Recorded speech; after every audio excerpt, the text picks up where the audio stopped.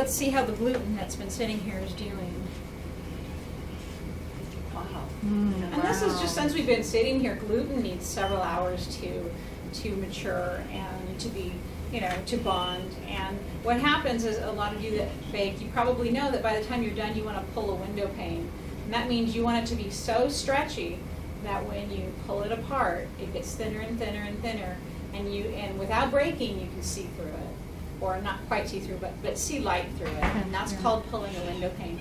By the time you're done with your, let me see if I can get one that hasn't been played with. Ah. Do you ever use it for pizza? Oh yeah, it makes really good pizza. I'm one of the authors on Pizza Quest, and some of my pizza's on there from Sourdough. It's online. Okay, so when dough is almost completely done fermenting and it's ready, it should be bubbly and stretchy, and it should pull a window pane. This is not quite ready yet, but it's pretty close. You can see light through it. So this is, probably another hour. And you said that's been sitting since last night? Yeah, I had this sitting in a really cold area. Oh, so, okay. and I did that on purpose because I didn't want it to be over fermented by the time I got here. So, oh yeah, I was going to. This is the gluten piece.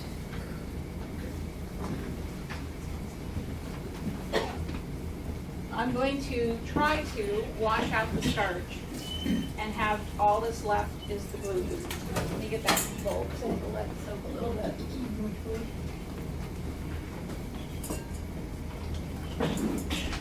So if you take a piece of dough that the gluten has bonded in and you put it in water,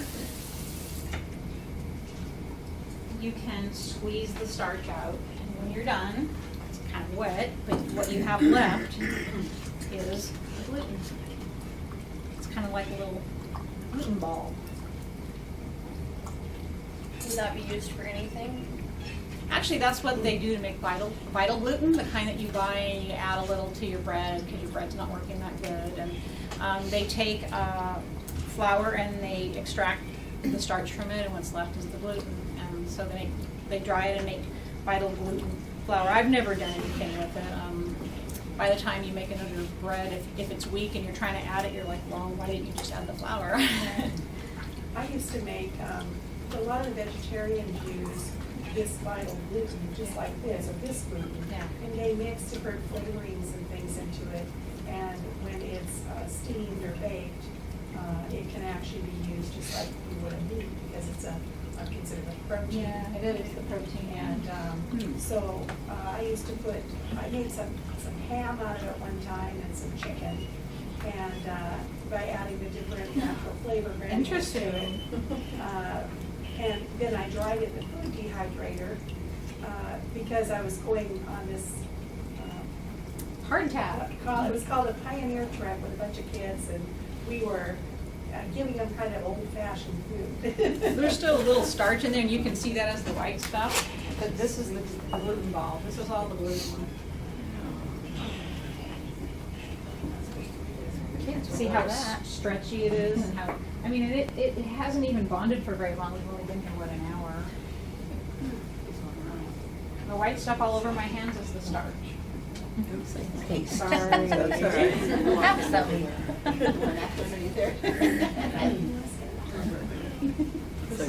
Wow. Yes, all stretchy and straight. That's what forms the network that holds the water.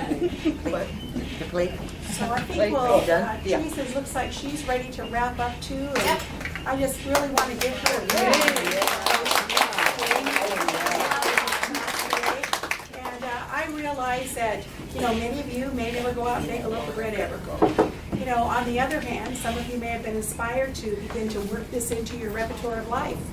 And the bottom line is why was this brought in? Why was this class an important class? Well, it was an important class because doing soured bread is a pre-digestive process to that grain. Makes it easier on your gut system to digest, introduces actually decent bacteria into the system, good bacteria. And so it actually becomes a nutrient-dense food when bread is done this way. The breads that we purchase in the stores, of course, are not done this way.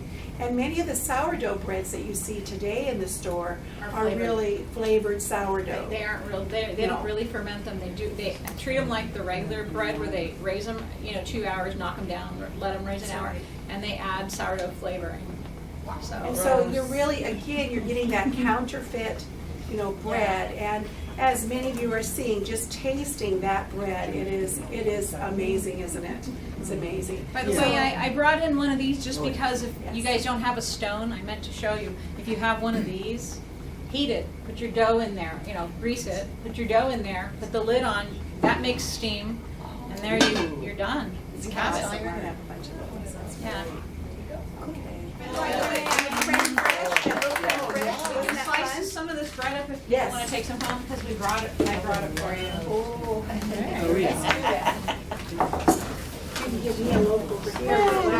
Thank you for coming, everyone. We will go ahead and just, we're gonna slice some bread if you want to grab Oh yeah, another by cup. the way, the reason these look different, I forgot to tell you, was the only thing different was the same dough. This was not the same dough, this was ciabatta, but the 3 round loaves and the one that you ate, they're the same dough. It's a potato water sourdough, and I actually have it on my YouTube with the formula, and I have like 5 videos to show you exactly how to make it.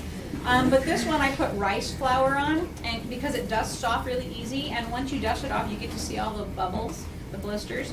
This one had the same white flour that I put in here, and so it made a pattern.